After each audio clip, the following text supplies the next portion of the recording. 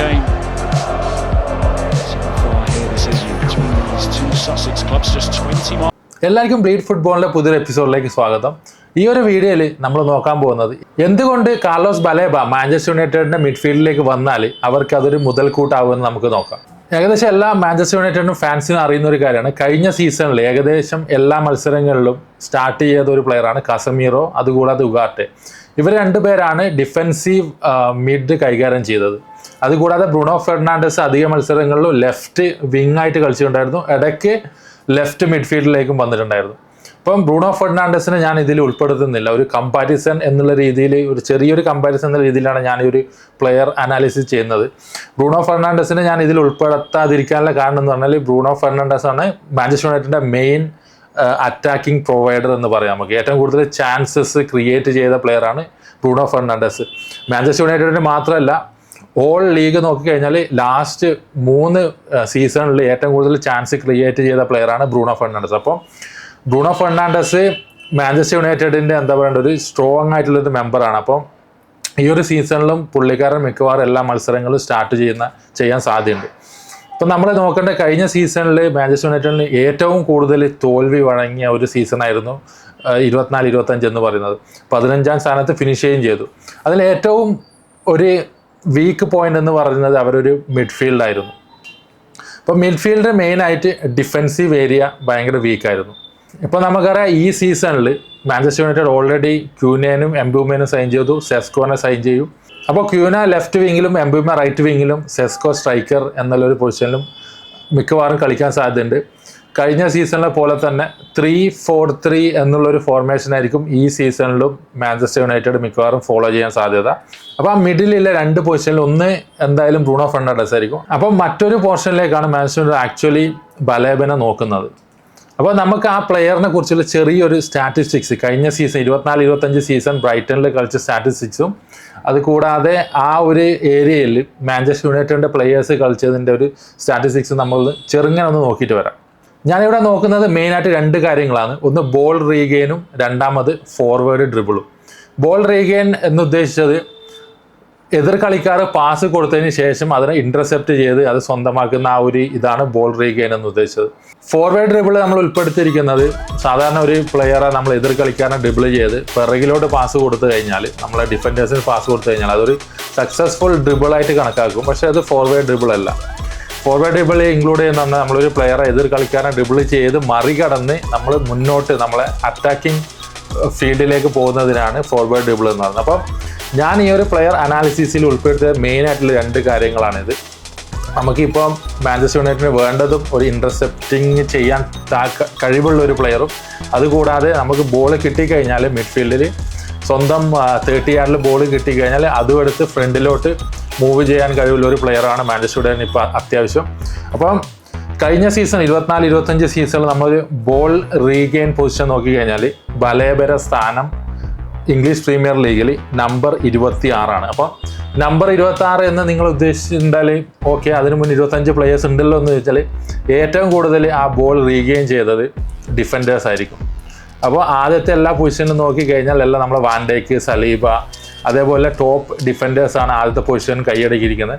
Except കസേഡോ, I think എനിക്ക് തോന്നുന്ന ഒരു 16ാം സ്ഥാനത്താണ് വരുന്നത്. അല്ലാതെ ബാക്കിയെല്ലാം ഡിഫൻഡേഴ്സാണ്. ആ ഇടയിലെ 1-2 മിഡ്ഫീൽഡിൽ ഒരാളാണ് ബലേബ. അപ്പോൾ നമുക്ക് മനസ്സിലാവും എത്രത്തോളം ആ കളിക്കാരനെ ആ ഡിഫെൻസീവ് പോയിന്റ് ഓഫ് വ്യൂവിൽ സ്വാധീനിക്കാൻ പറ്റുമെന്ന്. കഴിഞ്ഞ സീസണിൽ 512 തവണയാണ് പുള്ളിക്കാരൻ ബോൾ റീഗെയിൻ ചെയ്തത്. അതേസമയം നമ്മൾ മാഞ്ചസ്റ്റർ യുണൈറ്റഡിൻ്റെ 3 കളിക്കാർ കസമീറോ, ഉഗാട്ടെ ആൻഡ് മേനു, അവരെ 3 പേരെ നോക്കിക്കഴിഞ്ഞാൽ കസമീറോൻ്റെ സ്ഥാനം നമ്പർ 82, ഉഗാട്ടേൻ്റെ സ്ഥാനം 116, മേനുവിൻ്റെത് 193. മേനുവിൻ്റെ ആക്ച്വലി ഒരുപാട് മത്സരങ്ങൾ കളിച്ചിട്ടില്ല, അതുകൊണ്ടാണ് ഇത്രയും പിറകിലോട്ട് പോയത്. കസമീറോ ആകെ ടോട്ടൽ 349 തവണയാണ് ബോൾ റീഗെയിൻ ചെയ്ത്, ഉഗാട്ട 300 തവണയും.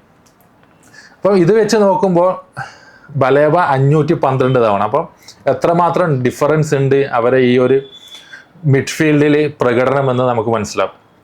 അതുകൂടാതെ രണ്ടാമത്തെ മെയിനായിട്ടുള്ള കാര്യം എന്ന് പറഞ്ഞാൽ ഡ്രിബിൾ, പ്രോഗ്രസീവ് ഡ്രിബിളാണ്. ഇപ്പോൾ കഴിഞ്ഞ സീസണിൽ കസമീറോ ആകെ 38 പ്രോഗ്രസീവ് ഡ്രിബിൾ മാത്രമേ ചെയ്തിട്ടുള്ളൂ. അപ്പോൾ ആ ഒരു സ്ഥാനത്ത് ഉഗാട്ടെ 60 ചെയ്തിട്ടുണ്ട്, മെയിന് കുറച്ച് മത്സരം മാത്രമേ കളിച്ചിട്ടില്ലെങ്കിലും 55 ചെയ്തിട്ടുണ്ടായിരുന്നു.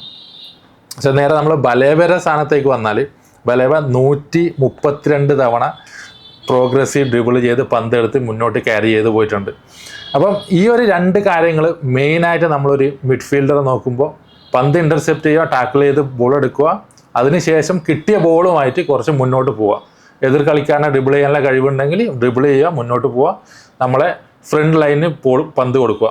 അപ്പോൾ കഴിഞ്ഞ സീസണിൽ നമ്മൾ നോക്കിക്കഴിഞ്ഞാൽ എന്തുകൊണ്ടും ബലേബ മാഞ്ചസ്റ്റർ യുണൈറ്റഡിൻ്റെ 3 പ്ലെയേഴ്സിനേക്കാളും എത്രയോ ബെറ്ററാണ്. അപ്പം ബലേബരെ നമ്മളൊരു ഹീറ്റ് മാപ്പും കൂടി നോക്കിക്കഴിഞ്ഞാൽ നമുക്ക് മനസ്സിലാവും ആ ഹീറ്റ് മാപ്പിൽ പ്രത്യേകിച്ച് ഒരു ടിപ്പിക്കൽ ബോക്സ് ടു ബോക്സ് മിഡ്ഫീൽഡറാണ്.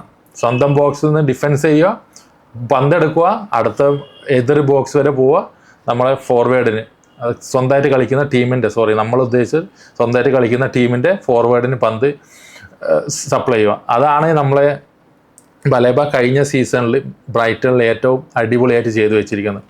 അപ്പോൾ ഈ സീസണിൽ ബലേബയും കൂടി വന്നു കഴിഞ്ഞാൽ എങ്ങനെയായിരിക്കും മാഞ്ചസ്റ്റർ യുണൈറ്റഡിൻ്റെ ഒരു 11 എന്ന് പറഞ്ഞാൽ എൻ്റെ ഒരു അഭിപ്രായമാണ് ഞാൻ പറയുന്നത്.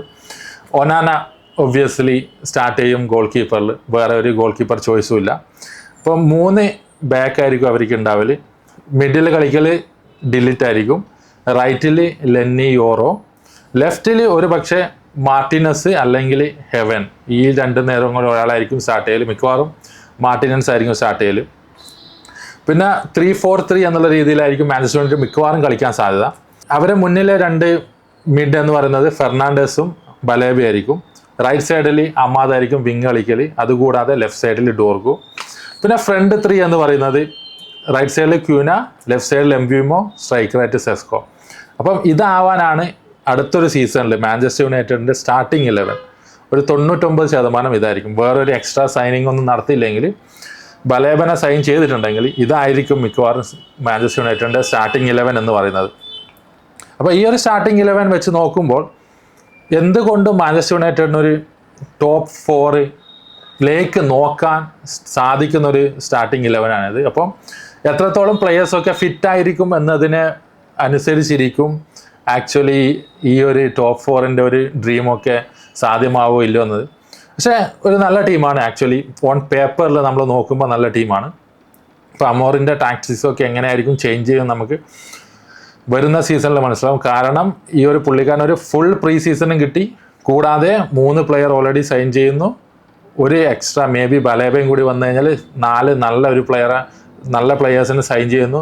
അപ്പോൾ അമോറിമത്തിൻ്റെ കഴിവ് ഈ വരുന്ന സീസണിൽ നമുക്ക് എല്ലാവർക്കും മനസ്സിലാവും.